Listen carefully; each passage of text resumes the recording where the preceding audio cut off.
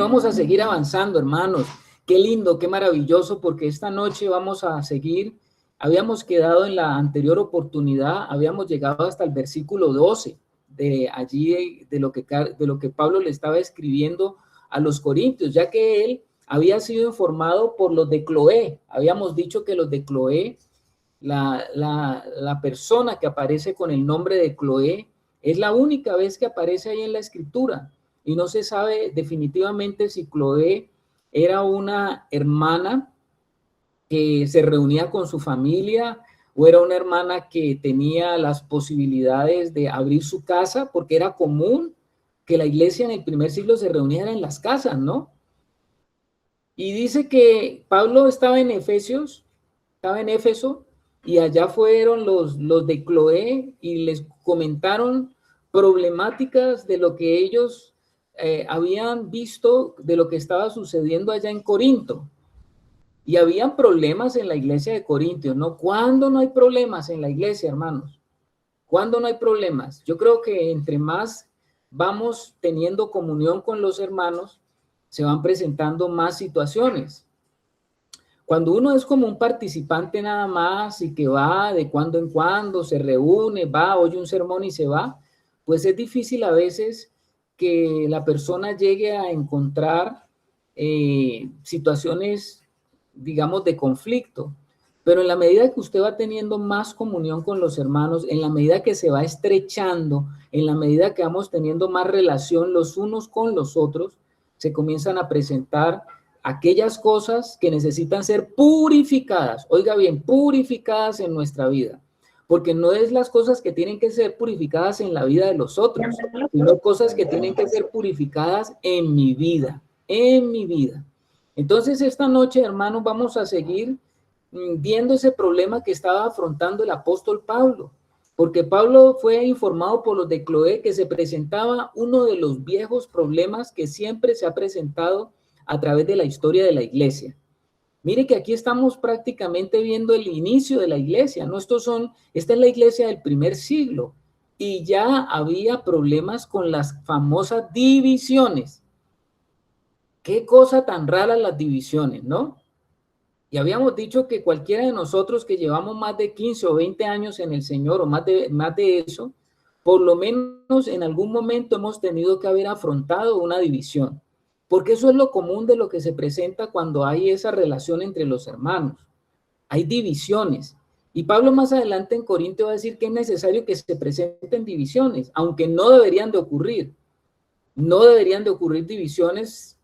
Porque si estamos en el mismo, unidos en una misma mente y un mismo parecer, o sea, si todos estamos apuntando al mismo propósito, las divisiones deberían de ser algo como extraño.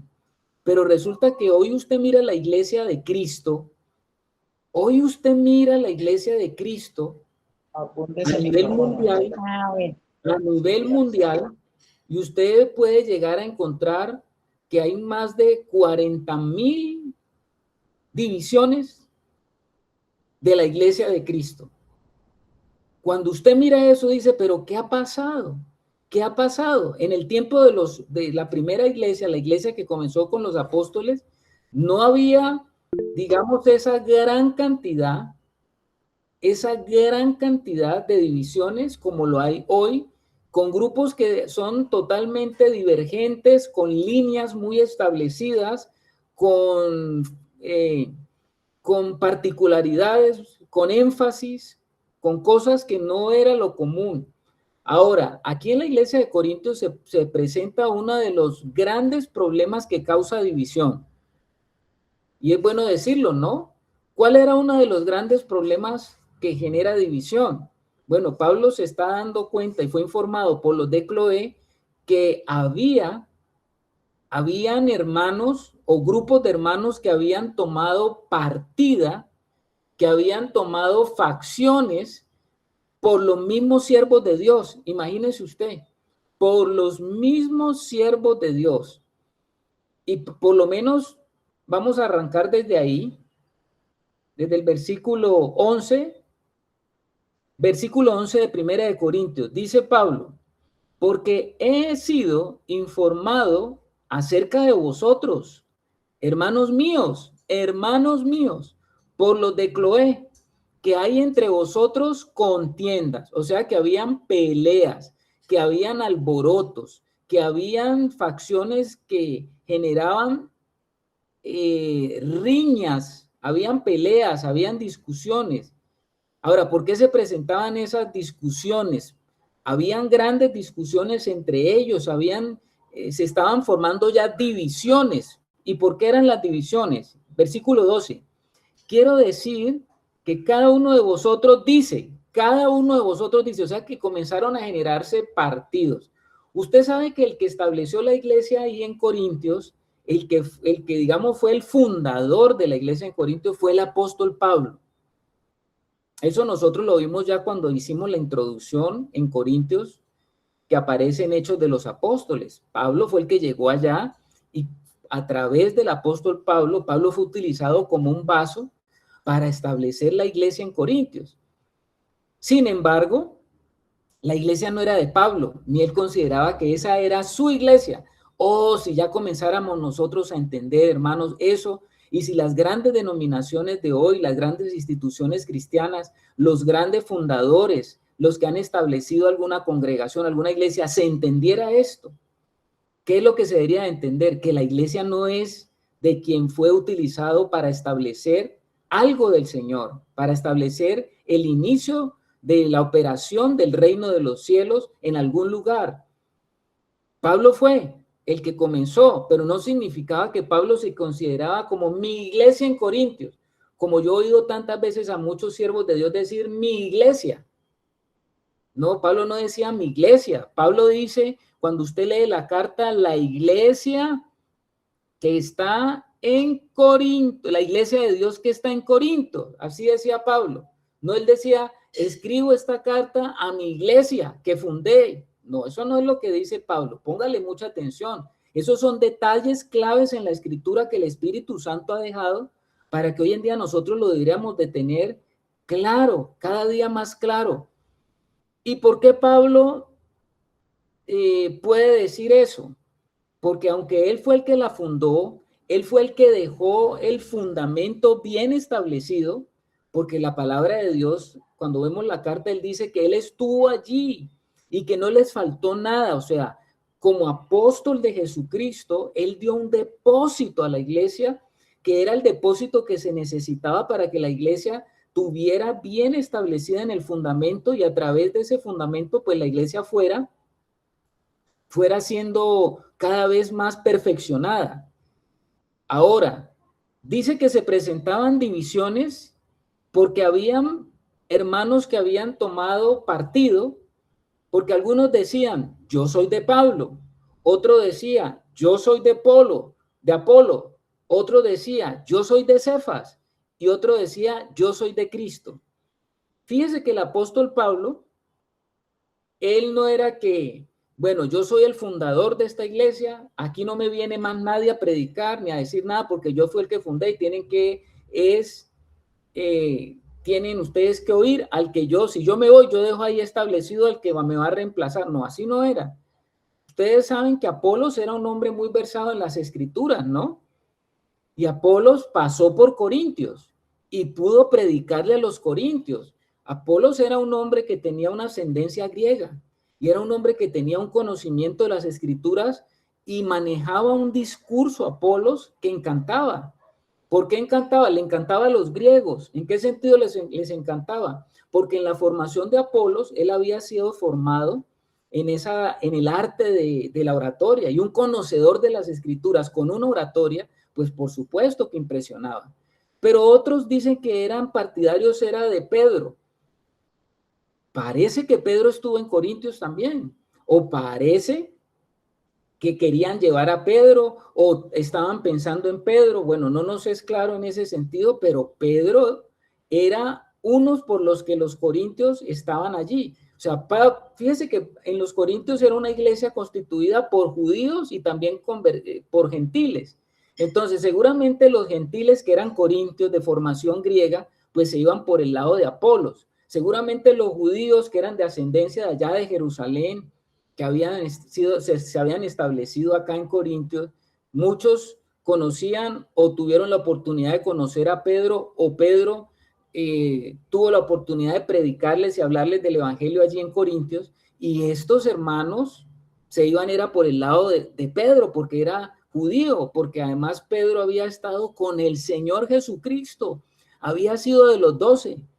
Quizás algunos más adelante Pablo va a tener en Corintios, en 2 Corintios, él tiene que defender su ministerio, porque otros abogaban porque Pablo pues no era de los 12. Pablo no era de los 12. Ustedes saben que Pablo, el apóstol Pablo, no era de los 12, pero Pedro sí. Entonces algunos dirían, pues qué privilegio estar con Pedro, escuchar a Pedro, estar al lado de Pedro, ser petristas, ser petristas.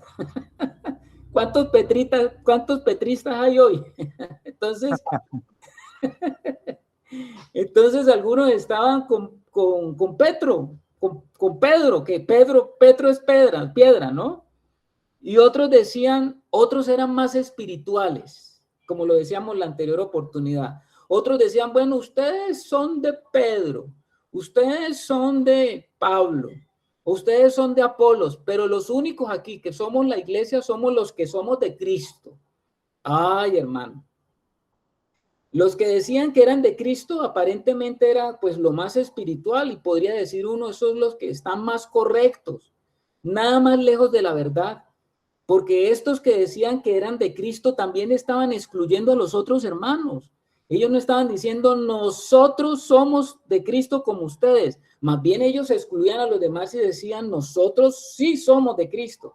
¿Cuántos lugares yo no he escuchado cuando dicen nosotros sí somos la verdadera iglesia? Oiga, nosotros hace mucho tiempo no nos reunimos en denominación. Nosotros, por la gracia y la misericordia de Dios, hemos caminado hace muchos años por fuera de ese mundo institucionalizado, pero conocemos grupos cristianos que también salieron del mundo denominacional y sin querer queriendo, pues formaron unos grupos en función de algún hombre fundador, pero esos grupos que se han formado, a veces yo los escucho diciendo, nosotros sí somos la verdadera iglesia aquí en tal parte. No tenemos nombre, no tenemos, así como nosotros, ¿no? Nosotros, ustedes saben que nosotros nos reunimos en lugares donde no hay un nombre, donde no decimos, aquí se reúne la iglesia Camino del Calvario, o aquí se reúne la iglesia Fuente de Agua Viva. No hay un nombre que nos agrupe como tal. Y hay hermanos de otras latitudes que están también aquí en la ciudad. Por ejemplo, en Cali hay grupos que se reúnen y también dicen que no tienen un nombre, pero ¿sabe cuál es el problema? Que ellos sí dicen que ellos son la verdadera iglesia de Cristo, que lo demás son grupos, grupitos, o que son sectas, o que, bueno, no, hermano, no podemos decir eso. Dentro de todo el pueblo de Dios, esté en denominación, esté en institución, hay hermanos que verdaderamente tienen un corazón para el Señor y están buscando al Señor, y esos son los que hacen parte de la iglesia de Cristo.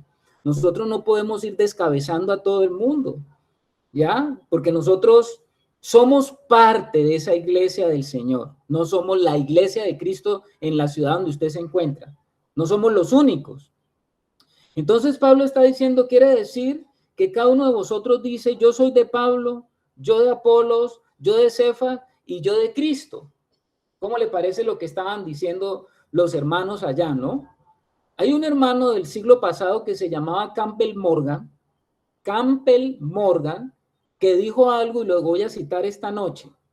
Campbell decía, he notado que cuanto más espiritual se vuelve un hombre, menos se aferra a un esquema denominacional. Oiga esto, hermano. Vuelvo y te lo repito. He notado que cuanto más espiritual se vuelve un hombre, menos se aferra a un esquema denominacional. ¿Qué es lo que está queriendo decir este hermano? Entre más avance ocurre en la madurez espiritual, será menos preponderante el sentido de aferrarse a tomar la identidad como cristiano de aquel valor superlativo que los hombres le damos a nuestros énfasis de corrientes doctrinales o a la cultura de la exaltación del hombre de Dios que estableció esa congregación. Yo no sé si me hice entender allí, o vuelvo y lo repito. ¿Cómo lo vemos ahí, hermanos? Te lo repito nuevamente. Sí, repítalo. Entre más avancemos en nuestra madurez espiritual, menos estaremos abocados, menos estaremos enfocados en el sentido de aferrarnos a tomar identidad, porque el hombre siempre anda buscando una identidad, ¿no? El ser humano caído anda buscando con quién identificarse. Pero nosotros como cristianos, a veces la identidad la tomamos del grupo que nosotros tomamos para vivir nuestra vida cristiana. Entonces, el valor superlativo de nuestra identidad a veces la colocamos en la corriente doctrinal que tiene cierto lugar donde nosotros nos reunimos. Por ejemplo, para un bautista, ¿cuál es el valor supremo de su identidad como cristiano? No estoy hablando mal de los hermanos bautistas, no es para ponerles un ejemplo. Para un bautista, ¿cuál es el énfasis primordial de su vida? ¿Dónde está centrada el valor superlativo de su identidad? Por eso un bautista con mucho orgullo dice, yo soy bautista, de tal parte. ¿Qué significa? ¿Cuál es el valor superlativo que ese hermano le ha dado? ¿A qué doctrina le ha dado valor superlativo ese hermano que se formó su identidad? ¿A qué valor superlativo? Una pregunta, ¿no? A los bautismos. Al bautismo, ¿no? Al bautismo. Alex, hermano Alex. Sí, a eso, al bautisterio, al bautismo.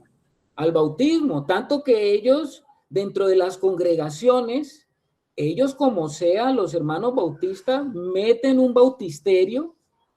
Ahora que unos hermanos estuvieron en Estados Unidos, nos muestran que allá en la congregación, en el altar en el lugar más elevado, tienen una piscina de vidrio, o sea, una cosa espectacular. Y entonces, mientras todos acá abajo están viendo cómo el hombre de Dios o el pastor, la persona sube a un lugar donde hay una luz, donde se ve el agua y donde la persona entra. O sea, que el valor superlativo de los bautistas, ¿cuál es? El bautismo en agua.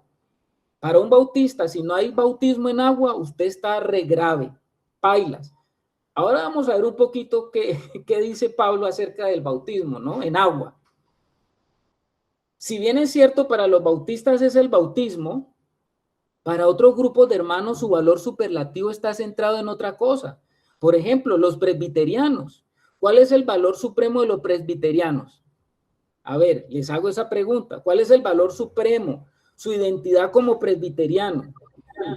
El presbiterio. El valor supremo de los presbiterianos es que su vida gira en torno al establecimiento de un presbiterio. Si no hay presbiterio, no hay iglesia. Por eso se llama presbiterio. Carlitos, una anotación allí. Entonces, lo que tú dijiste ahora que de pronto estuvo pues como enredadongo por las palabras, es de que el hombre maduro que está apuntando hacia la perfección en Cristo deja de depender menos de los calificativos de su denominación, algo así. Sí, señor, exactamente, mi hermano Alex. Cada vez que el hombre va avanzando a su madurez espiritual, si está avanzando en la madurez espiritual, cada vez hay menos de esa identificación del valor superlativo de su identidad. La hermana Mónica nos está levantando la mano. Hermana Mónica. Gracias, mi hermano Carlos.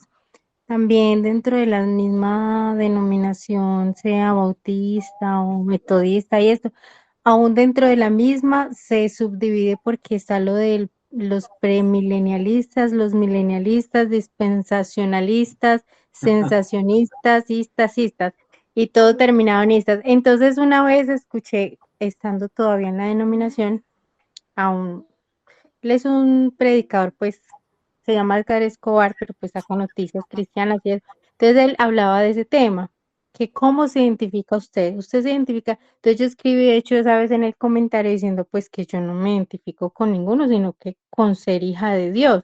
No me quiero amoldar a nada de eso. Que usted cree que usted es pretribulacionista o es post-tribulacionista. Entonces yo decía que es todo ese poco. Entonces eso mismo también subdivide a toda la iglesia, porque hay quienes dicen, no, yo soy calvinista, no, yo soy luterano, no, yo soy premilenialista, no, yo creo que después del milenio. Entonces digo, no, todos deberíamos tener un mismo sentir a lo que nos manda el Señor, ¿cierto? A creer todos lo mismo.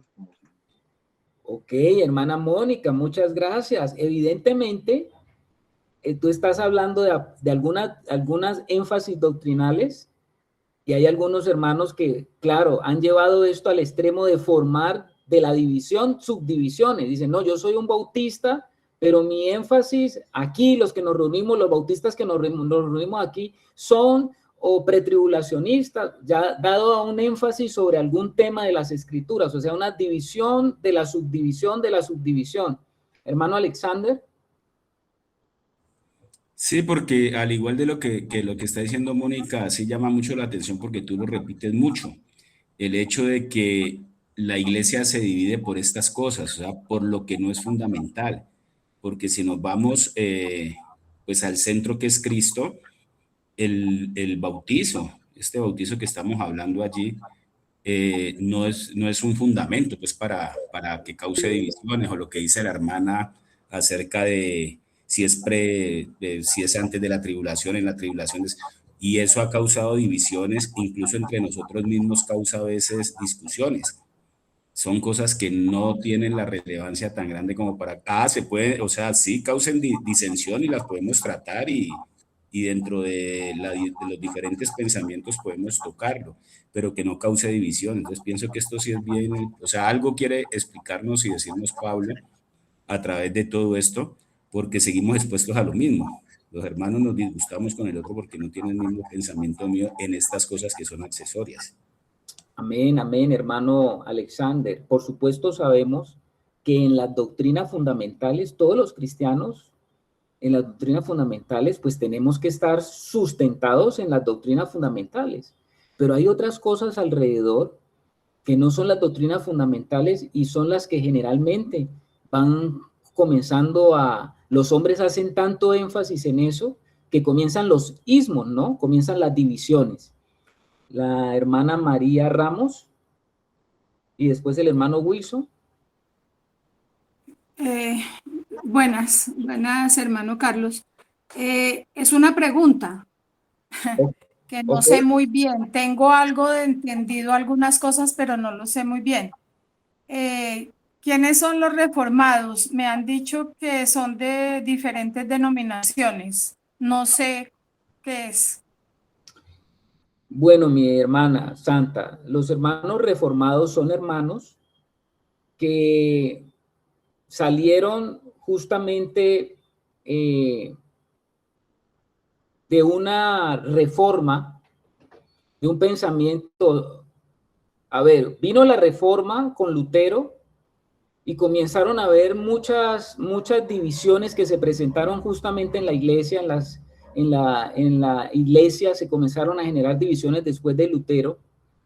Y estos hermanos después adoptaron una serie de parámetros que los agrupó a ellos para decir que después de que ocurrió la reforma, hubo muchas divisiones, hubo muchas discusiones en muchos temas, se comenzó a dividir la iglesia en muchas facciones a través de los reformadores y ya después hubo una confusión y había una confusión en la iglesia, de tal manera que ellos quisieron recobrar aquellos aspectos fundamentales que les dieran a ellos un norte como en su manera de vivir la vida espiritual y se creó ese movimiento de los reformados y muchos bautistas y muchas congregaciones entraron del campo de los reformados porque ellos quisieron alejarse de toda esa cantidad de premisas y ellos establecieron como un orden doctrinal en el cual ellos iban a seguir su forma, iban a ser ellos como los conservadores de ciertas cosas que se habían olvidado y que se iban por el liberalismo que comenzó a ocurrir en la iglesia. Comenzaron ellos a decir, no, mire, tenemos que volver a unos valores fundamentales, y a ellos se les conoce como los hermanos reformados, y crearon una gran denominación, ¿no? El hermano Wilson. Bueno, mi hermano, Gracias, quería hermano, por la primero, respuesta. quería darle la oportunidad, hermano Carlos, a la hermana Lady de Risaralda Caldas. Ella se está hoy conectando por primera vez, es prima de la hermana Luz Mari Bartolo de Pereira, recomendada por la hermana Mónica. Ella se encuentra hoy conectada por primera vez con su esposo Oscar Javier. Yo le doy el turno a usted. Hermanos, es que por acá pues tienen una pregunta, entonces se la van a hacer. Hermanos, Dios les bendiga. ¿Cómo están? Bien, hermano. ¿Y después, hermano Oscar? Sí, Oscar. Vea, según lo que dice Hebreos 10:25, dice de que no dejando donde congregar, como muchos tienen por costumbre. Bueno, ese texto pues se utiliza es como para que se vaya a una iglesia X, ya sea Unión Misionera, un ejemplo, ¿cierto? Bueno, adventista, etcétera, ¿cierto? Mejor dicho, cualquier tipo de iglesia, pero tiene un nombre, como ustedes decían ahora, de que no nos identificamos con ningún nombre, pero la mayoría utilizan ese texto de Hebreos 10:25, es para que asistan a una iglesia X, como dije anteriormente. Bueno, esto lo han utilizado mucho porque estamos hablando de la división, ¿cierto? Entonces la gente se congrega de acuerdo a lo que dice esto, pero de ahí, desafortunadamente, surgen las divisiones. O lo podemos tomar como lo estamos haciendo en esta noche. Nos estamos congregando, ¿cierto? Virtualmente. Y de esa manera también estamos cumpliendo la palabra. Entonces, ¿qué respuesta me podrían dar usted ahí? Si es que estoy equivocado, que sí lo han tomado para congregarnos como muchos no tienen por costumbre, para hacer divisiones. Entonces me gustaría como tener eso claro, porque este texto sí es muy usado para eso. Hermanos, Dios les bendiga. Bueno, muchas gracias, hermano, por la pregunta. Evidentemente, como usted dice, ese texto ha sido tomado para decir, bueno, usted tiene que congregarse en un lugar, en una denominación cristiana.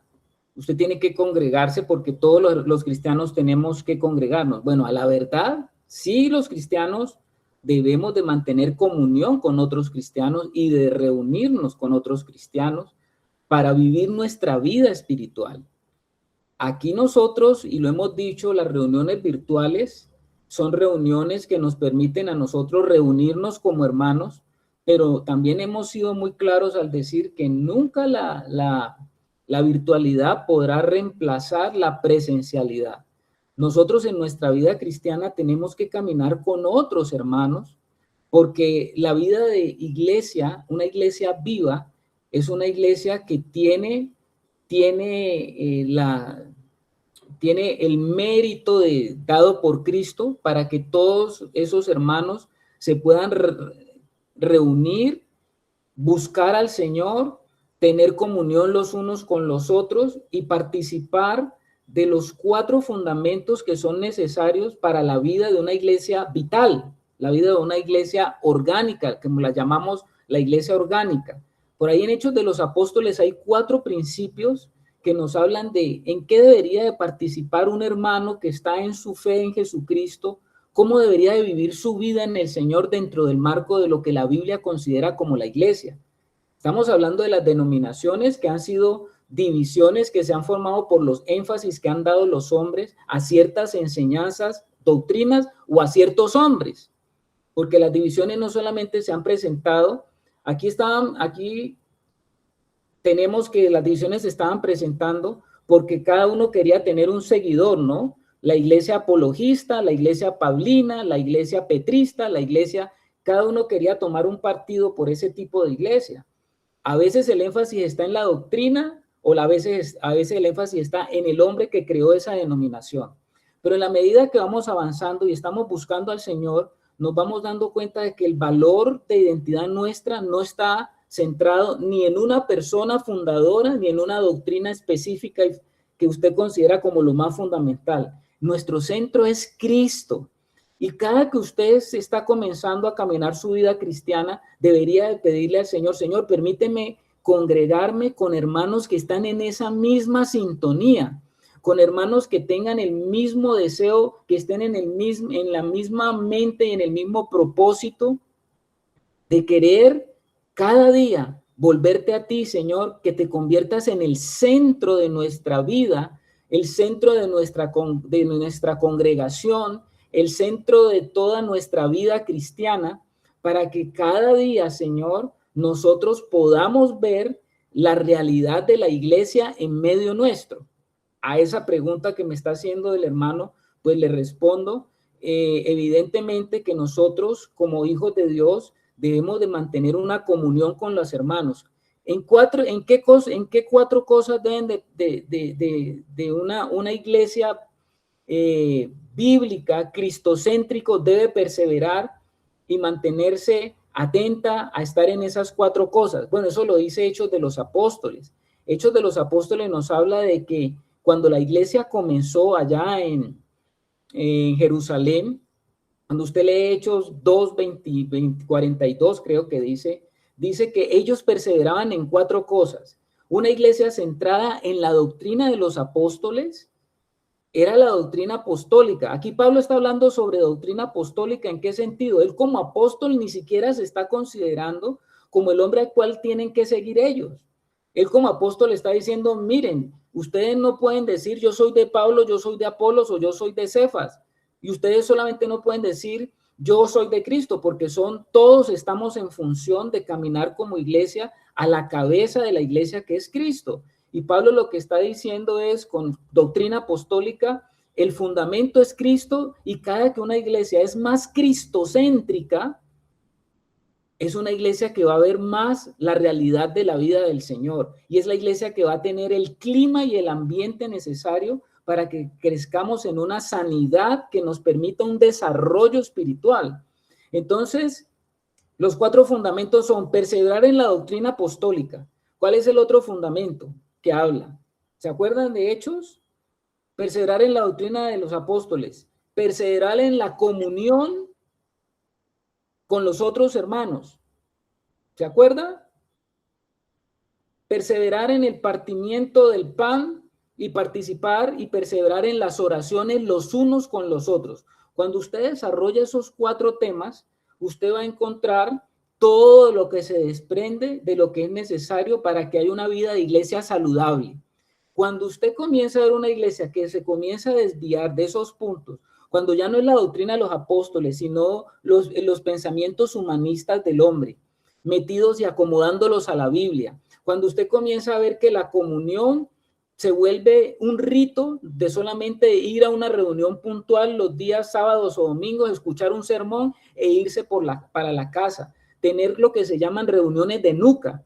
Reuniones de nuca es donde usted se sienta y al frente ves una nuca, no conoce a una persona, al frente hay una plataforma de un hombre que habla cada 8 días y usted no conoce a los demás, usted no tiene una interacción con esos hermanos, sobre todo en congregación cuando son disque 100, 200, 500, 1000 miembros. ¿Cuándo usted tiene una vida verdaderamente de iglesia con un poco de gente? Cuando usted encuentra un pastor que ya parece más un hombre, un showman, o cuando usted encuentra un pastor que se encuentra, o un hombre de Dios que ya está al frente con guardaespaldas, que está blindado, que usted para tener una cita con él se la dan el año entrante porque tiene la agenda ocupada. Cuando usted comienza a ver esas cosas, usted comienza a decir, algo aquí está funcionando mal.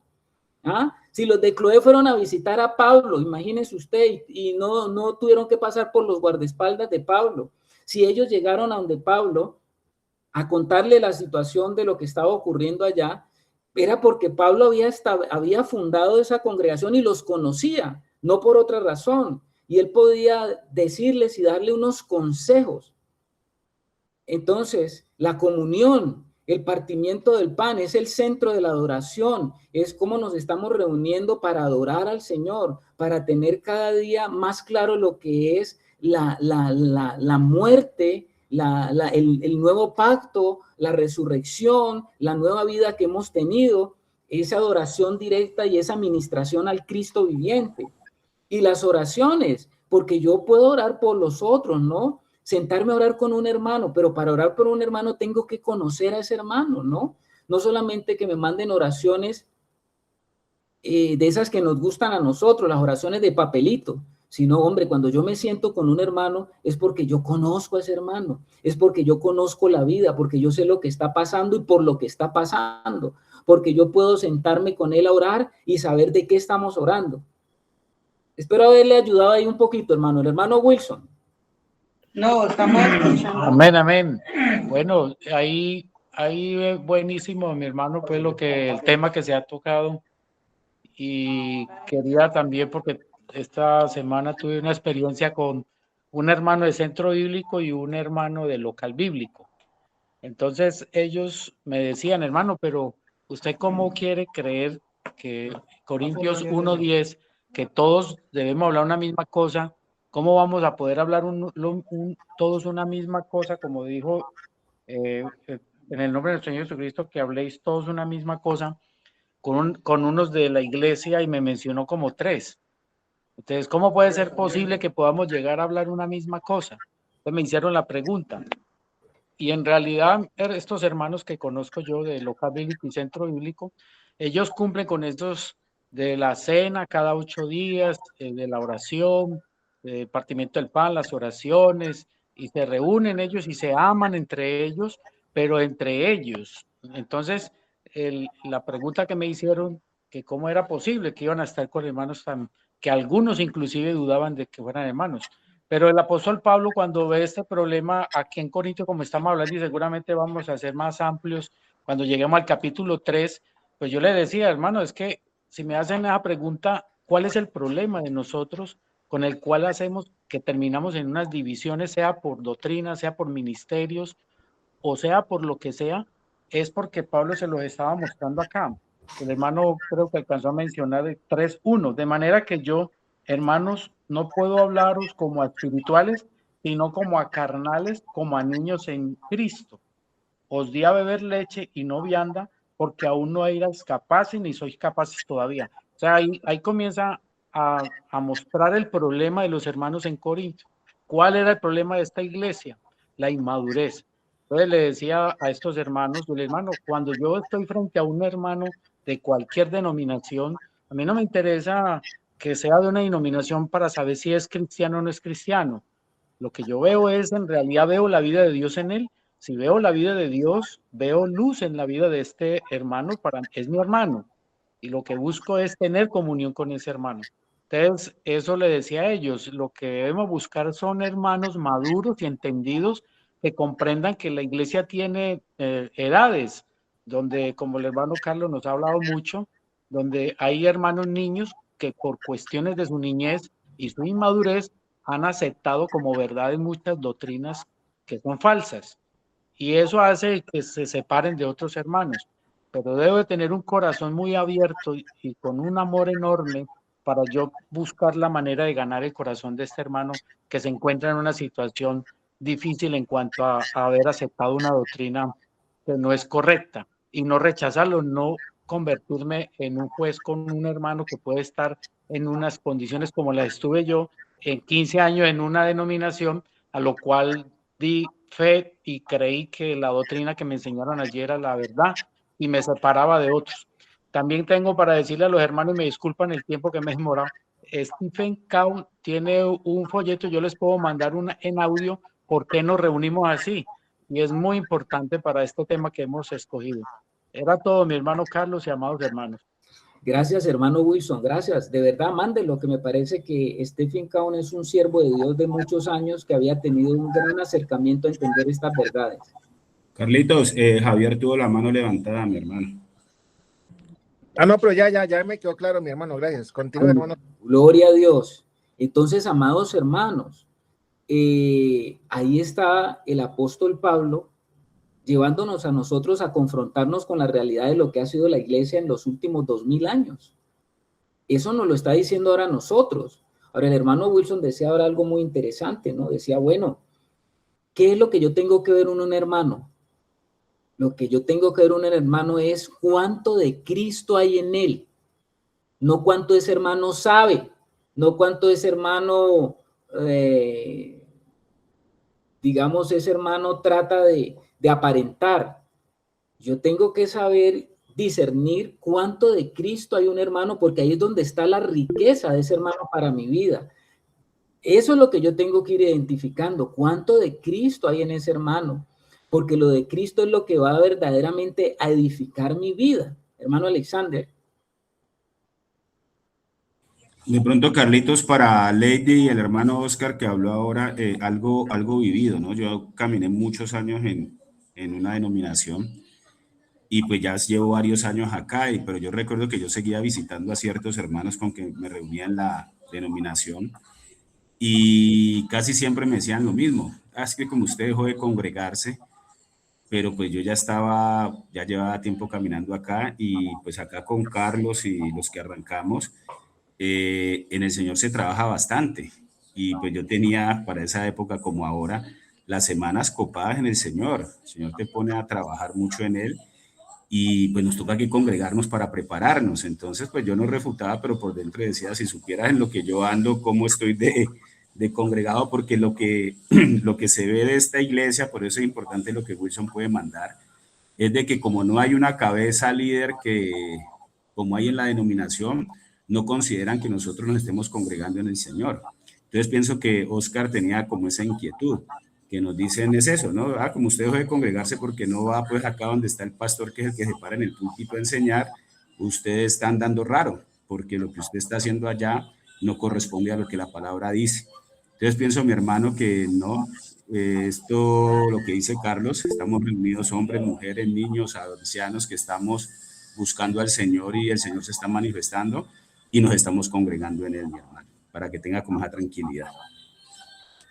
Ok, hermanos, cuando nosotros estamos hablando de que no hay un hombre como todo, inclusivo como pastor, no quiere decir que acá no hay pastores. Claro que hay hermanos que tienen el ministerio pastoral. No podemos negar el orden que tiene Dios en su iglesia. El problema es cuando un hombre se convierte en el centro rector, cuando se convierte en la primera y la última palabra. Ese es el problema, hermano, para que nosotros vamos entendiendo. Así vamos dando unas participaciones cortas para avanzar un poquito, hermano. La hermana María Ramos y después la hermana Mónica. Sí, hermano, es que su merced acaba de decir unas palabras que para tener una relación que con los hermanos, que mirar cuánto un hermano sabe de Cristo, o cuánto de Cristo hay en ese hermano, en esa hermana, cuánto sabe y cuánto trata de aparentar. Pero es que hay hermanos que son, se puede decir, bebés en la fe, neófitos, que no tenemos madurez. Creo que yo lo dije en algún momento a los hermanos, yo no me considero que sea madura en la fe, que he leído y que sé y que sé algunas cosas, he aprendido, pero de lógico que me faltan otras cosas y pues en realidad otras cosas no, otras enseñanzas bíblicas concretas que no sean adulteradas, porque es que lo que recibí en muchas de las denominaciones donde yo estuve, recibí mucha adulteración de la palabra. De lógico que aprendí algo otras cosas, pero recibí y no tengo esa madurez total. Entonces, ¿cómo ustedes van a tener una relación conmigo? O sea, van a decir, no, es que la hermana María, miremos a ver cuánto tiene de Cristo, cuánto hay de Cristo en ella, para tener una relación con ella, porque ella debe de tener una madurez. No, hermano. ¿Cuánto de Cristo hay en la hermana María? La conoceremos en la medida que caminemos con usted, hermana, no por lo que usted conoce y sabe. no por lo que usted puede hablar sobre temas, porque la vida del Señor no son temas. La vida del Señor es una vida que se ve, que se experimenta, cuando la tengamos a usted cada día en esa comunión, cuando podamos oírla, cuando usted pueda estar totalmente, hermana, convencida de que no son los grandes conocimientos, sino cuando estemos en la vida práctica, viendo cómo es la vida del Señor en usted, y usted vea mi vida y la vida de los hermanos. Usted podrá ir discerniendo, porque es un discernimiento espiritual, ¿no? Podrá discernir cuánto del Señor hay en este hermano. Y es que si no hay mucho del Señor, yo lo desecho. No se trata de desechar a nadie, hermana, justamente. Se trata es de entender al hermano, de lo que el hermano está hablando, de lo que el hermano está diciendo, para poderme poner yo en la condición de decir, ah, bueno, ya entiendo. Yo no puedo tratar a un niño como trato a un adolescente. Yo no puedo tratar a un adolescente como trato a un adulto, y yo no puedo tratar a un adulto como trato a un anciano, porque yo comienzo a entender esas diferencias. De eso yo no tengo madurez cristiana, por eso yo pregunto y hago muchas preguntas, discúlpeme. Claro, no te estamos diciendo que tengas que ser madura, no estamos diciendo eso, mi santa hermana, no lo tomes por ese lado. Estamos diciendo que en la medida que vamos teniendo relación los unos con los otros, pues vamos viendo la madurez que tiene ese hermano. Vamos entendiendo, ah, bueno, ¿qué es lo que pasa allí? ¿Qué es lo que sucede? Entonces no podemos caerle a un hermano, no podemos caerle a un hermano como le podría usted. Un niño hace una rabieta y hace una pataleta, y no es el mismo trato para un niño que hace una pataleta que ya para un hombre de 40 años que está haciendo una pataleta. Entonces, pero eso es en la medida, hermana, que vamos caminando y conociendo. No se preocupe por eso, no hay problema con eso. Todos estamos en ese proceso y todos estamos avanzando. No es usted la única, todos estamos en eso. Hermana Mónica. Sí, hermano Carlos, no es Mónica, soy yo. Ah, ya. Bueno, para complementar ahí un poquito de lo que decía el hermano Carlos, refiriéndose a la intervención de Oscar, y también complementando lo que manifiesta la hermana Nicolasa, no es que debemos de congregarnos, y no es que digamos, pensemos que este es más maduro o aquel es menos maduro. Aquí lo que vemos en la manera en que nosotros, digamos, hemos vivido, y lo digo es por la evidencia personal, ahí es un cuidado como cuerpo de Cristo. Están los grupos para los que, digamos, de cierta manera estamos un poco distantes de los otros por el lugar donde vivimos, pero siempre hay algo que se ve, y es la comunión, la cercanía de los hermanos. A pesar de que estamos a una distancia de Pereira a Cali, siempre hay una comunicación constante y un cuidado, que es lo que se tiene que ver en el pueblo de Cristo, que se llama la unidad del cuerpo de Cristo. Bueno, gracias, hermano Manuel. Voy a tratar de avanzar un poquito, hermanos, porque no he avanzado mucho de este primer versículo. Ahora retomamos otro poquito, ¿vale? Perdónenme ahí los hermanos un momento. Entonces, si Pablo hubiera escrito a la iglesia de hoy, sobre las divisiones entre ellas, yo casi que podría estar seguro que Pablo diría algo como de la siguiente manera. Pero algunos dicen que soy bautista, otros dicen que son presbiterianos, otros dicen que son metodistas, otros dicen que son nazarenos, refiriéndose al tipo de doctrina. Otros podrían decir, nosotros somos luteranos, nosotros somos calvinistas, nosotros somos arminianistas. Bueno, imagínese usted, eso podría estar diciendo Pablo, ¿no? Y hay quienes dicen, nosotros sí somos la verdadera iglesia de Cristo. Entonces Pablo va a decir en el versículo 13, ¿acaso está dividido Cristo? ¿Fue crucificado Pablo por vosotros o fuisteis bautizados en el nombre de Pablo? Mire lo que dice Pablo, ¿no? ¿Se puede dividir a Cristo en partes? ¿Podemos dividir? Es la pregunta de Pablo. Lo que Pablo está queriendo decir es algo como haciéndole la pregunta a ellos para que reflexionaran, para que ellos tuvieran un encuentro con lo que estaban haciendo, para que ellos fueran confrontados con ese tipo de divisiones que estaban creando. Entonces lo que Pablo está diciendo es una pregunta a ellos: ¿no es Jesucristo la base del cristianismo? En lugar de lo que fuera cualquier maestro humano que es falible, ¿o por qué el énfasis se está colocando en un solo asunto?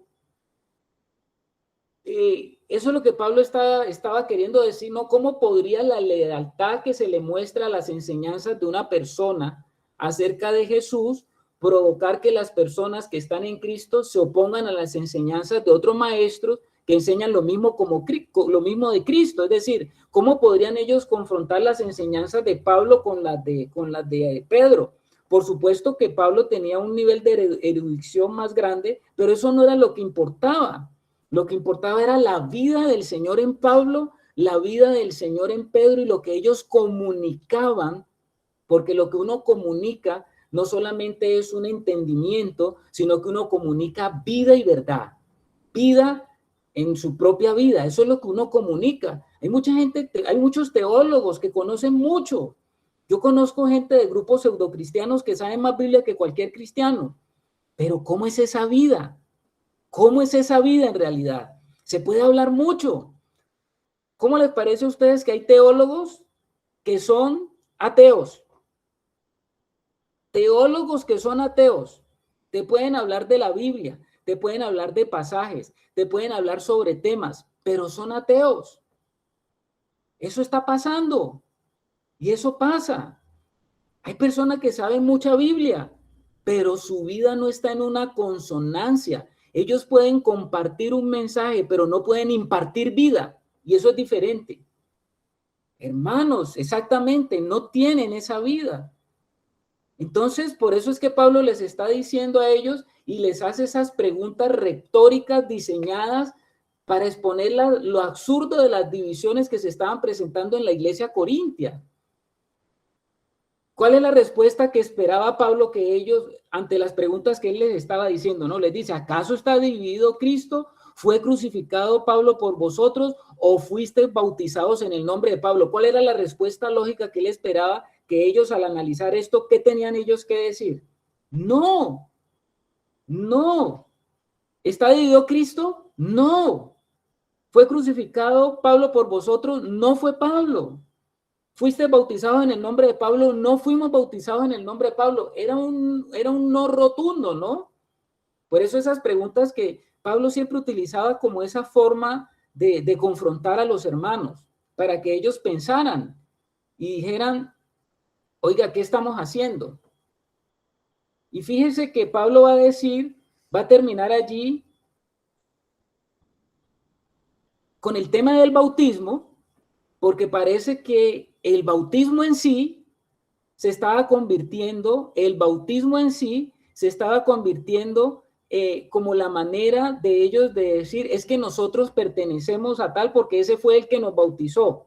Parece que ellos estaban tomando el bautismo en agua, ¿no? El bautismo en agua. ¿Ya?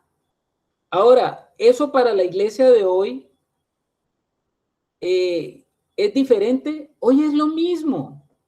Hoy es lo mismo. En cuántas congregaciones que yo sé, que yo conozco, el bautismo no se ha convertido en otra cosa que la carta de membresía para participar en X o Y grupo denominacional o institución cristiana. Es decir, cuando una persona se bautiza en alguna parte, esa persona, hasta muchas personas le entregan, a las que se bautizan les entregan un certificado, ¿no? Ahora sí perteneces oficialmente a la congregación Aguas Vivas. Ahora sí eres un miembro de tal cosa. Algo parecido a la Iglesia Católica, ¿no? Porque la Iglesia Católica fue la que introdujo esto de que cuando yo me bautizo para hacerme miembro, ¿no? Ahora sí soy miembro. Entonces, fíjense que las denominaciones han copiado como ese mismo modelo hoy en día. Y hoy en día, el bautizarse en algún lugar, usted ya quiere la membresía y ahora sí es miembro oficial de una congregación X, Y o Z, y ahí usted se le dice, desde ahora usted es miembro. o desde ese momento se le dice a usted, ahora sí pertenece a este grupo cristiano. Pero el bautismo en realidad en agua significa eso. Eso significa el bautismo. Por eso Pablo va a decir algo que nos desconcierta, ¿no? En el versículo 14 va a decir, doy gracias a Dios. ¿Qué es lo que dice Pablo? Doy gracias a Dios de que a ninguno de vosotros he bautizado. Esto ha chocado, hermano, con muchos hermanos a través del tiempo. Doy gracias a Dios que a ninguno de vosotros he bautizado, sino a Crispo y a Gayo, dice Pablo, de los que yo me acuerdo, ¿no? ¿Ustedes se acuerdan quién era Crispo? Eso lo vimos. El principal de la sinagoga. El principal de la sinagoga de ahí en Corinto cuando Pablo llegó allí. Muy bien, hermano Adelmo. Muy bien. A Gayo.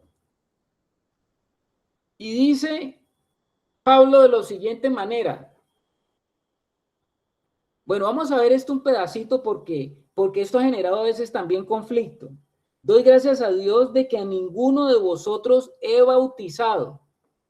¿Cómo así que Pablo dando gracias a Dios porque no ha bautizado? A ver, ¿qué es lo que está queriendo decir Pablo? O sea, eso suena como si Pablo tuviese una mala opinión del bautismo.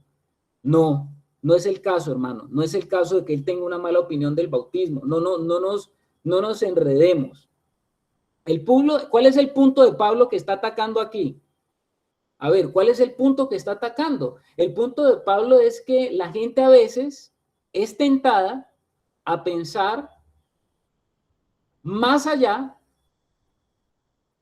de lo que debería de pensar de la persona que lo bautizó. Eso ocurre mucho. Y entonces es fácil olvidar que la persona que bautiza no es más que un siervo de Dios, es un siervo de Cristo. Por eso es que Pablo dice que si hubiera bautizado a muchas personas en Corintio, esas personas se hubieran sentido tentadas a decir, bueno, yo soy de Pablo porque el apóstol Pablo no solamente estableció aquí la iglesia, sino que además él me bautizó. Esa es la parte externa del hombre, ¿no? El hombre natural tratando de tocar las cosas de Dios desde su naturalidad y entrar en el sentido ritualístico de tener una preponderancia a las cosas externas. Entonces, estos hermanos podían decir, bueno, Pablo fue el que me bautizó, otro podría decir, el que me bautizó fue Apolo. Ese pensamiento iba a contribuir y estaba contribuyendo al problema de las divisiones. Y no obstante a que ustedes ven que Pablo dice que él no bautizó sino a pocas personas. ¿Y por qué él está haciendo ese énfasis? Porque él lo que está diciendo es, oigan, no pongan la mirada, no pongan su identidad en Cristo, no la pongan en la persona. Bueno, que uno le siente de pronto gratitud y cierto grado de honra por un hermano que lo bautizó. Bueno, está bien, pero no lo ponga en otro lugar que no debe ser que debe tener. Hermano Harold Díaz. Sí, buenas noches, hermanos. Ahí tenemos el episodio de Felipe con el eunuco. Únicamente apareció para ser bautizado y luego él desaparece, hermano. Sí, señor. Así es, ¿no? Porque fue utilizado como un vaso en ese momento, como cualquiera de nosotros pudo haber sido bautizado por una persona, pero de pronto usted lo bautizó, quién sabe qué pastor de alguna denominación de renombre, y usted puede sentirse honrado por decir, es que a mí me bautizó fulano de tal. No, hermano, no. Eso es lo que está diciendo Pablo, ojo con eso. O sea que Pablo dice que eso no debe generar una admiración más allá. Pero Pablo, ¿qué es lo que quería? Él quería descartar cualquier pensamiento que pudiera haber sobre la posibilidad de que él fuera más importante que Cristo, ya que Cristo es el único que debe ocupar tanto el corazón como la mente de los creyentes. No puede quitarse, más bien en la medida que vamos madurando, vamos dejando la miopía espiritual y vamos viendo más de cerca la realidad espiritual y vamos entendiendo de qué se trata la vida en el Señor. Doy gracias a Dios que a ninguno de vosotros he bautizado sino a Crispo y a Gayo. Y después Pablo se acuerda, ¿no? Bueno, dice, para que ninguno diga que fuiste bautizados en mi nombre. porque Pablo, nadie se bautizó en el nombre de Pablo. Uno se bautiza es en el nombre de Cristo. Mire esto que es importante, hermano, que lo tengamos en cuenta esta noche.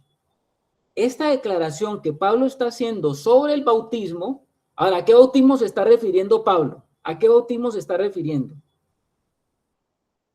¿A qué bautismo se está refiriendo? Al de Juan, el del agua.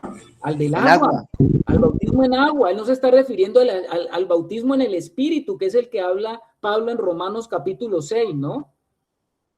Que ese es la realidad del bautismo, es lo que ocurre allá que habla Pablo en Romanos capítulo 6. Él está hablando del bautismo en agua, ¿ah? Está refiriéndose al bautismo en agua y nos está llevando a que pensemos del bautismo en agua de la manera adecuada. ¿Por qué les digo esto? Ya les digo por qué. Pablo dice que él no había bautizado, no había sido llamado a bautizar. Pablo dice eso. Y eso ya nos deja a nosotros una claridad en el bautismo en agua. El bautismo en agua es una obediencia a la fe en Jesucristo que yo tengo y es una señal externa de la obra interna del Espíritu de Dios en mi vida. Nada más. Ojo con eso. Porque cuando Pablo está hablando de esta manera, le quita ese peso que algunos le dan al bautismo, porque algunos dicen que el bautismo es necesario, el bautismo en agua es necesario para la regeneración. O sea, para el nuevo nacimiento, para tener yo una nueva vida en Cristo, el bautismo en agua, algunos piensan que se tiene que hacer porque si no, no hay nuevo nacimiento. Pablo quita eso, quita ese pensamiento cuando yo leo esto, porque Pablo está diciendo, bueno, doy gracias a Dios que a ninguno he bautizado. ¿Ustedes creen que si el bautismo en agua fuera principal para la regeneración, Pablo hubiera dicho eso? Pues por supuesto que no. El bautismo en agua sí es una señal externa de la obra interna del Espíritu de Dios en mi vida. ¿Qué es lo que representa? Representa.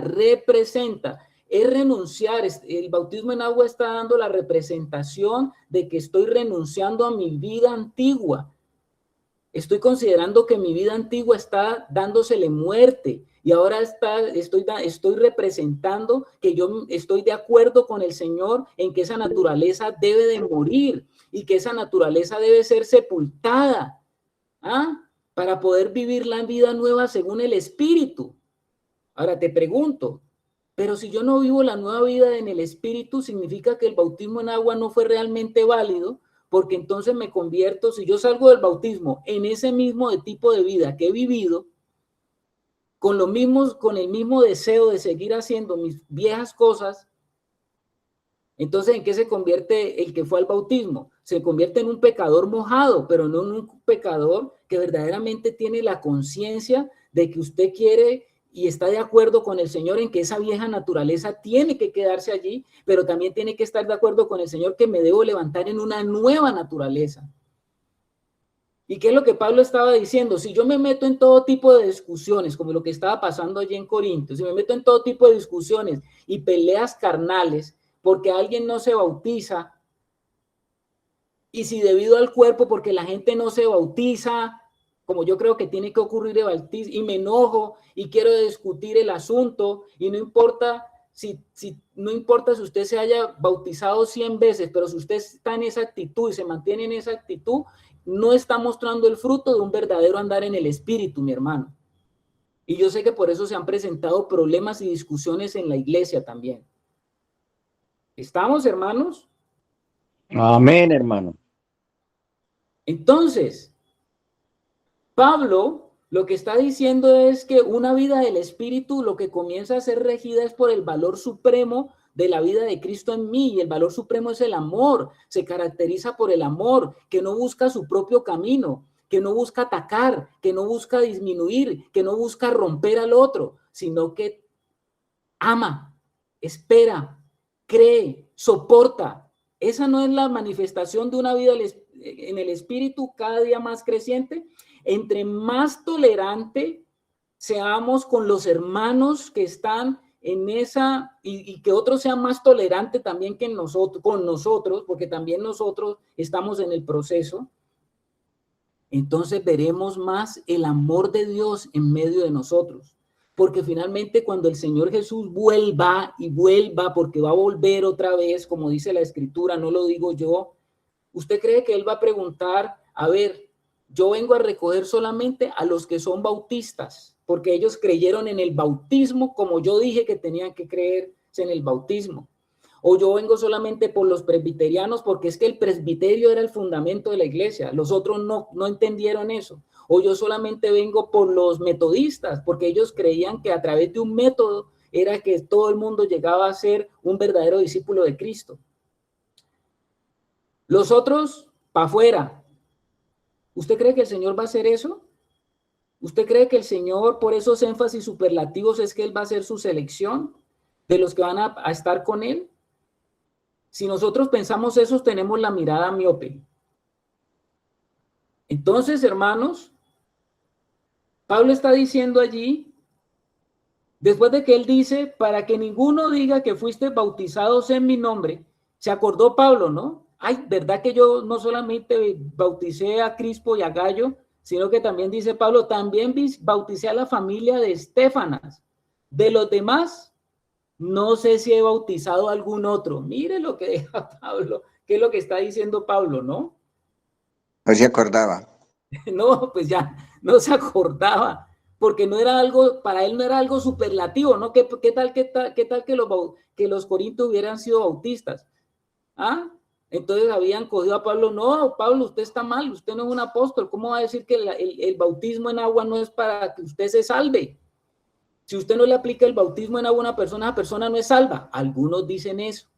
Entonces habían sacado a Pablo de allí, al apóstol. La persona que realiza el bautismo no afecta la validez del bautismo, hermanos. Quienes fueron bautizados por por ese apóstol Pablo no tenían ninguna ventaja sobre quienes fueron bautizados por algún otro creyente desconocido. El poder del bautismo, ¿en qué reside el poder del bautismo en agua? El poder del bautismo en agua reside en la realidad espiritual que representa, nada más, no en quien lo realiza, ni por lo que el bautismo en sí mismo pueda decirse acerca de qué es el mecanismo de regeneración.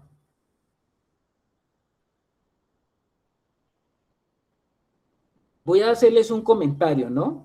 Nosotros acá en Cali habemos varios grupos de hermanos que nos reunimos en diversas partes de la ciudad, diversos hermanos que nos congregamos y nos conocemos hace ya varios años y hemos estado caminando juntos. Quiere decir caminado juntos que tenemos una reunión mensual donde todos nos reunimos con todos los otros grupos de hermanos y son esos hermanos, esos grupos vienen de unos diversos contextos, ¿no? Algunos vienen de la Iglesia Católica, imagínense, otros vienen de un contexto más pentecostal, otros venimos de otro contexto, bueno, cada uno, pero hemos caminado juntos durante más de 2 o 3 años y yo los conozco hace mucho tiempo, pero que estamos caminando juntos. No sé qué. La hermana María. Hermana María. Disculpe, otra pregunta. Vuelvo y les repito, yo soy preguntona. Sí, ¿por qué se dice que el bautismo es para perdón de pecados? El bautismo en agua, no sé. ¿El bautismo en agua es para perdón de pecados? Es una pregunta que hace la hermana.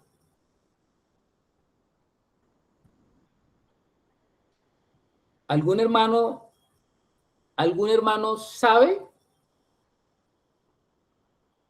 la pregunta que dice la hermana? A ver, hermano Alexander. Andrés, ¿quiere? Respóndele, porfa. ¿Cuál es la pregunta, mi hermano? Que si el bautismo en agua es para perdón de pecados, Andrés. ¿Por qué se dice que el bautismo en agua es para perdón de pecados? Yo quiero saber porque no lo sé. Bueno, con el permiso de mi hermano Carlos y el hermano que... A ver, una vez el hermano Wilson me confrontó con esa situación de que me bautizara. Noté la gran responsabilidad que era hacerlo. A medida que pasó el tiempo, pues indagué mucho acerca del tema del bautismo. Hay un gran mal para los que bautizan, sin tener conciencia de la certeza de esa persona que se va a bautizar.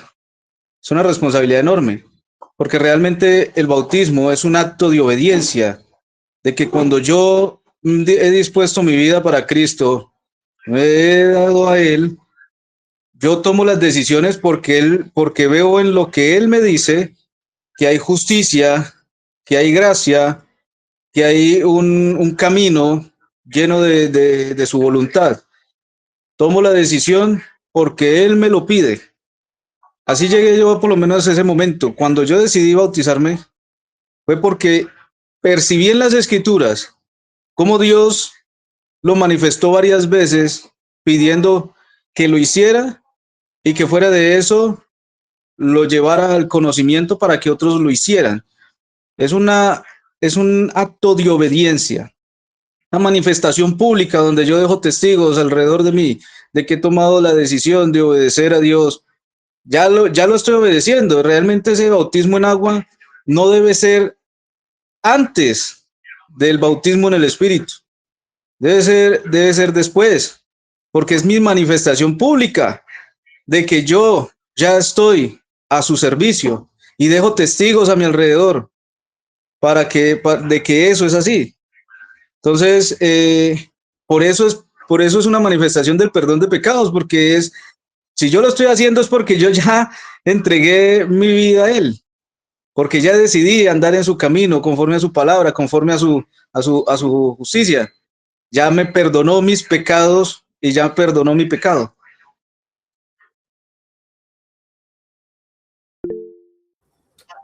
Hermano Alex. Bueno, yo creo, mis hermanos, que esto es muy, muy importante, la forma como se desarrolla la reunión para la hermana María. Yo soy docente y ojalá todos los alumnos míos fueran como tú. En la multitud de consejos donde vamos hallando la verdad y pues el aporte que yo veo que está en la palabra de Dios y que la responde el mismo Juan, que fue quien introdujo el bautismo en agua. A Juan lo requirieron para que dijera bajo qué autoridad hacía eso, y Juan dio lo que el mismo Espíritu le decía. Él decía que él simplemente bautizaba en agua, dando a entender de que el bautismo en agua no tiene la capacidad ni de perdonar pecados, ni de transformar vidas. Carlos dijo ahora algo que es real. La persona que bautiza en agua simplemente es un pecador mojado, pero sigue igual porque ese bautismo no tiene la capacidad de poder transformar lo que verdaderamente hizo el pecado, que es interior. Entonces, mi hermana, pues que Carlitos lo complemente o me corrija, pienso que lo que te han dicho, lo que tú has oído, está desenfocado porque ese bautismo no tiene esa capacidad de perdonar pecados. Es lo que decía el hermano, una expresión externa donde tú dices que pues vas a meterte una vida nueva, pero ¿cuántos se han bautizado y han seguido en lo mismo? Carlitos, compleménteme, mi hermano. Ok, hermano. Cuando la palabra de Dios, el apóstol Pedro habla de que allá en lo que está diciendo la hermana, ella habla en Hechos 2, a ver, ¿eso dónde está? Bautícese, a ver si lo encuentro. Creo que Hechos 2:38. Pero les dijo: arrepentidos y bautícese cada uno de vosotros en el nombre de Jesucristo para perdón de los pecados y recibiréis el don del Espíritu Santo. Ese para que está ahí no es con la finalidad. Cuando uno comienza de pronto a estudiar esa palabra para, no es un para que usted obtenga el perdón de los pecados. Eso no está significando la palabra para. La palabra para ahí está significando que no es, cuando yo me bautizo, en consecuencia, se entiende que algo está pasando en mi vida y que algo va a pasar. Se entiende de que algo yo estoy aceptando. ¿Qué yo estoy aceptando? Estoy aceptando que mis pecados han sido perdonados porque el que murió por mí fue Cristo. En consecuencia, cuando yo voy a las aguas, lo que estoy haciendo es estar de acuerdo de que en esa realidad espiritual de lo que estoy haciendo, porque hay una parte natural que es lo que hago, pero hay una realidad espiritual. En esa realidad es que yo estoy centrado. Cuando yo voy a las aguas, yo lo que estoy diciendo es, estoy de acuerdo con lo que ha dicho el Señor. ¿Qué es lo que ha dicho el Señor? Lo que ha dicho el Señor es de que debe haber una muerte y una resurrección, porque si no, no hay perdón de pecados. Creo que eso más o menos es lo que quiero dar a entender, hermano. Espero que lo hayas entendido un poco mejor. Pero bueno.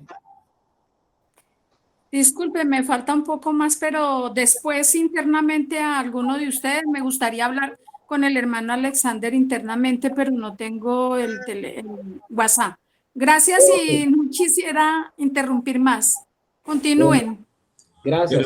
Pero, Carlito, yo pienso que sí deberías, ya para terminar, o no sé hasta qué horas vamos, pues como sí dejar un poquito claro eso, porque yo tengo entendido que el bautismo en agua no, o sea, Pedro lo dijo, pero no es una realidad que quien se bautiza, sus pecados le son perdonados. Sabemos que va mucho más allá, porque pues este tema del bautismo sí habría que tocarlo por fuera, pero para responderle a la hermana, pienso que deberías de profundizar un poquito en eso, porque ya está inquieta si es que eso verdaderamente perdona pecados. No, por eso estoy explicando, Alex, hermano Alex, ese para que está allí no está significando que el bautismo en agua es para que mis pecados sean perdonados, porque el bautismo en agua no tiene un poder de regeneración. Eso no es lo que está diciendo Pedro. Lo que está diciendo Pedro es, cuando yo voy a las aguas, estoy creyendo, yo sé que cuando estoy creyendo en el Señor, ¿en qué es lo que he creído? Que Él murió por mí y que mis pecados fueron perdonados.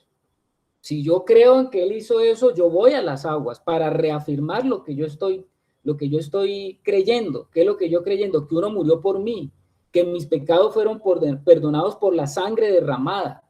La sangre derramada sí tiene el poder de limpiar mis pecados, no el agua. El agua simplemente me da una aspiración a una conciencia de lo que estoy realizando. Es un acto verdadero y espiritual. Tal vez ahí creo que de pronto se entiende un poco mejor. Bueno. Sí, amén, amén. Bueno. La hermana Beatriz. Sí, hermanito, buenas noches. Respecto a esto, hermanito, entonces me crea una duda de que el bautizo en agua, como dice la hermana, es para perdón de pecados, pero yo opino que no, hermanito. Entonces, ¿por qué nuestro Señor Jesús se bautizó en agua? Digo que para que hicieran justicia, ¿cierto? No era para que le perdonaran los pecados del Señor. Claro, los pecados del Señor no fueron perdonados porque Él no tenía pecado. Fue un acto de justicia, y fue un acto de justicia en cuanto a que Él, como hijo de hombre, se estaba identificando con nosotros, los pecadores. Y esa era la justicia, ¿no? El Hijo de Dios, que es sin pecado, se identifica con los pecadores. Y eso le está dando la anticipación a que si Él se está identificando con nosotros, ahora nosotros en justicia nos tenemos que identificar con Él en su muerte. Así como Él se identifica con nosotros en nuestra muerte, así nosotros nos identificamos con Él en su muerte en la cruz. Eso es una cuestión de justicia. Entonces, hay una identificación. Yo tengo que tener una identificación con Cristo, tanto en su muerte, pero también en su resurrección. Entonces, Él cumple con toda justicia porque Él estaba identificándose con nosotros, los pecadores. Estaba diciendo, esto que se está haciendo o esto que yo estoy haciendo es necesario que se haga por causa y por razón de que es un asunto de justicia. Me estoy identificando con los pecadores, me estoy identificando que todos los hijos de Adán están muertos. ¿Y qué significa están muertos? Están separados de Dios. Yo me estoy identificando con esa realidad. Yo soy el Hijo de Dios. Bueno. Amén, hermano. Gracias. Yo estaba en otro asunto, estaba en el asunto de que los hermanos acá en Cali nos reunimos una vez al mes y hay una hermana que en medio de esa reunión dijo que quería ser bautizada y que ella quería a través del bautismo, era ya una hermana creyente hace varios años, ¿no? Y ella dijo que ella quería hacer una renovación de votos con el Señor y que por eso quería bautizarse de nuevo. ¿Ah? Renovación de votos fue la palabra que ella utilizó. Entonces, es estrictamente necesario que usted haga una renovación de votos, es decir, se vuelva a bautizar. La hermana dice que cuando ella hizo ese bautismo hace mucho tiempo no era tan consciente como era tan consciente ahora, y que ella estaba haciendo una renovación de votos. ¿Cabría la palabra renovación de votos para ese acto de nuevo bautizo de ella? Es una pregunta, ¿no? Yo creo que no, hermano. Bueno, ok. La renovación de votos a veces en la escritura no aparece eso de renovación de votos para el bautismo, ¿no?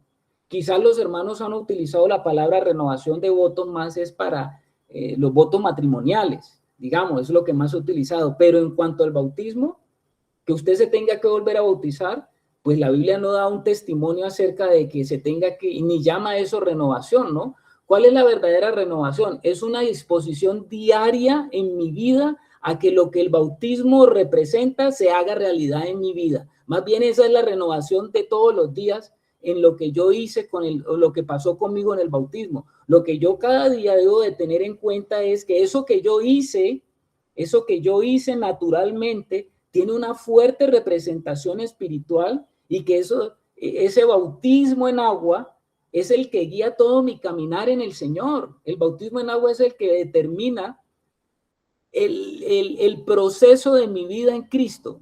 O sea que si yo estoy verdaderamente muriendo a ese viejo hombre todos los días y viendo cada día más de Cristo en mí, el bautismo prácticamente en agua me da un acercamiento a la realidad espiritual. Espero que eso pues lo tengamos, porque algunas veces he escuchado esa parte de volver a bautizarse, ¿no?